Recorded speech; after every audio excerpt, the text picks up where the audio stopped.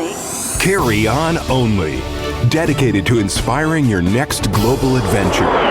With award-winning photographer, creative director, and travel expert, Jill Pater. Jill has worked in over 100 countries, has published 21 books on architecture, design, travel, and gastronomy. Now, here's Jill and her co-host, Lisa Polacek. Today, Jill Pater is going to take us to Bali. Hello, Jill. Hello. How did Bali end up on your list of destinations to visit? Bali's one of those places we've probably all heard about. It's probably on a lot of our viewers, top 5 or top 10 places to visit. And I can tell you that it's definitely worth it.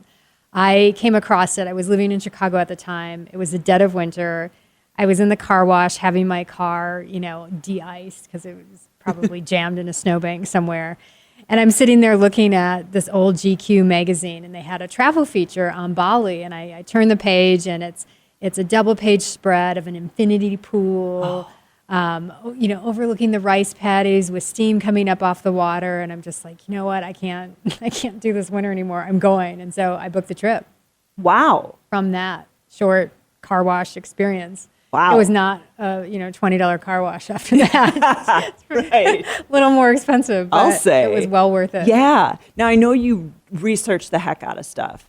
What kinds of things did you start planning based on what you could find in advance of your visit? For me, one of the main attractions to Bali was all of the wellness options. So the wellness, they're known for their food, the wellness drinks and tinctures that they do.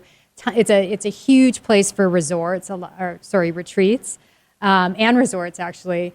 And there's so much to offer in terms of wellness. Also, the culture of Bali, Balinese Hinduism has, all these traditions and all these cool temples and places to visit. And the people are so warm and friendly there. It's very easy to kind of, inject yourself into the culture and into the society if that's what you want. And when you landed, what kinds of activities did you follow through on and really pursue wholeheartedly? Pretty much all of them. Bali is one of those places that when you're there, however long you go for, whether it's 5 days, 10 days, or 2 months, you're always going to want to extend. I've had friends that have gone there and ended up staying, plan to go for 5 days and stay like 2 months, or people that have actually stayed on and lived there. It's kind of a dangerous place in that it does suck you in. It has this amazing vibe to it. There's a great warmth to it. And it's very accessible. I mean, it's a type of place you can go on all different types of budgets. Massages start at, $15 an hour. Mm-hmm. So you can have massages every day. You can do your beach thing. You can do the spirituality thing. You can surf. There's just so much for everyone. And it's a very beach chic place, great for all different types of travelers. It's kind of like Malibu without the attitude. Mm-hmm. And so it appeals to a lot of different kinds of travelers, it sounds like. Is there an age range that tends to like Bali best? All ages. Okay. Everything from 20s on up, because it's a spa resort. It's a luxury wellness destination resort. It's great for surfers. People on, like yogis love to go there. So it really can be, you can approach it from all different angles. It appeals to a lot of different groups. I would say the one group that, people who have difficulty with long flights, Bali probably coming from the U.S. isn't going to be the first place I would send them to, just because it is a longer flight. But other than that, it has a lot of mass appeal. It's hard not to like Bali.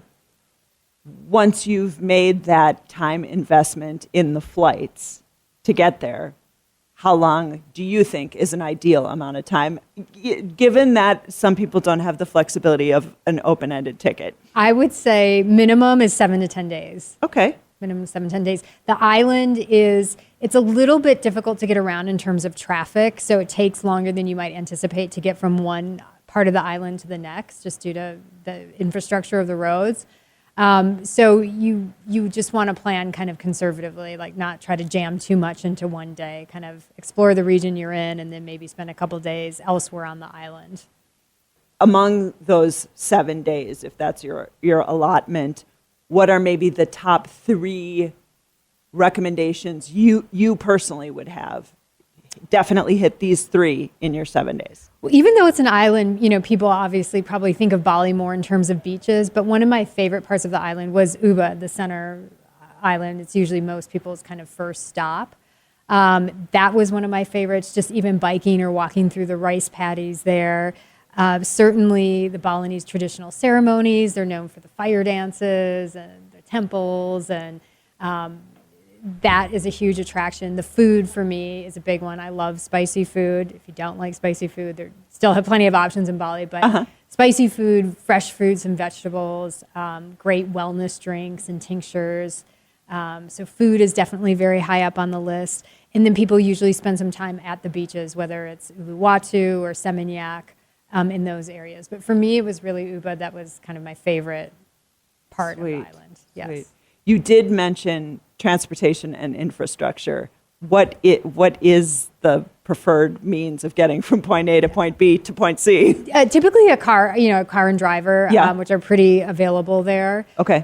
Usually people are kind of, you'll be you're in Ubud for the first couple of days. You can walk around and bike around, for the most part, those areas. The hotels, all the resorts have their kind of internal transportation that they can help you get from place to place. But car and driver for getting elsewhere on the island. Very good. All right, so you're in this car wash in Chicago. How did you financially map out attacking Bali? Well, as soon as I got back into my studio, I was Googling flights, looking at, tickets, looking at times of year I wanted to be there. And also we added on, I also like to look what else is in the region that I can get to easily. Sometimes flights are actually cheaper if you're going through another major city and you can lay over there or spend a couple of days there before going into Bali. So in this case, we went through Bangkok and we spent some time in Thailand first and then went to Bali from there. And so that would be the first part of the budgeting. And the second part is just looking at hotel and accommodation options. Hotels are kind of my downfall. As we've talked about a lot on the show, I'm not a big shopper, but for what I don't spend shopping, I make up for in hotels and, luxury experiences and dining. And again, you have a huge range here in Bali. I don't think your experience there is tied to staying at a luxury resort by any means. There are a lot of very reasonable budget accommodations as well. Mm-hmm. Now, you visited once, right? Yes. How would your traveling style be different today than that first visit? That's a great question. I think it's probably changed a lot. It's been a couple years since I've been there, and I'm sure tourism has grown multiply. I think the number one thing is spend more time there. I would do something a little bit more because I've already been there once and kind of scratched the surface. I would do something that's a little bit more engaged. Maybe it's a retreat, or maybe it's like spending some type of program working with locals in some way. Something that's a little bit more engaged to people there. Mm-hmm. I know you sometimes like to take cooking classes. Yes. Were there any available in Bali for you? Oh, yes. Yeah. Amazing place to take cooking classes and a great way to learn about the cuisine and what's available. In the ones that I did, we went to the markets, we got all the ingredients, and then we went back and we had this open air kitchen on the beach, which was absolutely stunning. A shaded open air kitchen overlooking the ocean, learning to cook. And, it was one of those kind of cooking classes where you drink wine and the cook cooks. So it was perfect. Like you go to the markets, you see what's available, and then you kind of kick it up and relax. But I did actually take the recipes home and recreate them. We have lots of amazing Asian grocery stores here. And so it was fun. It was really fun taking that home and learning about all the ingredients and root vegetables and things that you've probably seen here but never known quite what they are. Yeah. Amazing. That's so cool to see those ingredients in their native environments. Yes. Cool. As a very experienced travel packer, can you tell me about what's in your suitcase, that one single carry-on suitcase that you're taking when you're going on this trip? I can. Bali, I love beach vacations because they're the easiest thing in the world to pack for, right? You have a couple bathing suits and sarongs, and it's very beach chic, very casual. There aren't many places you'll find yourself in Bali where you would need to like dress up or dress differently. It's a very casual place, which makes packing for it pretty easy. And also, you have access to laundry services at most hotels, most guest places that accommodate guests. So you can bring just what you need for a couple of days and have your things laundered. You can also easily pick up extra sarongs, extra, scarves and things in town. There's some pretty good boutiques. Not that I was looking. If you do need to pick things up. Yeah. Any good souvenirs?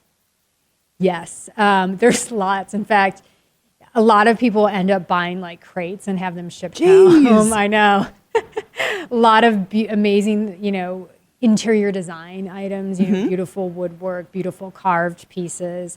It's kind of, I have to say with Bali, it's a slippery slope because once you start shopping, once you start finding these things, jewelry, clothing, once you kind of cross the line, you're in. But yeah, the home interior things, the artisan things that you can't find anywhere else in the world are pretty amazing. Well, Bali sounds like an amazing destination. Thank you for sharing it with us.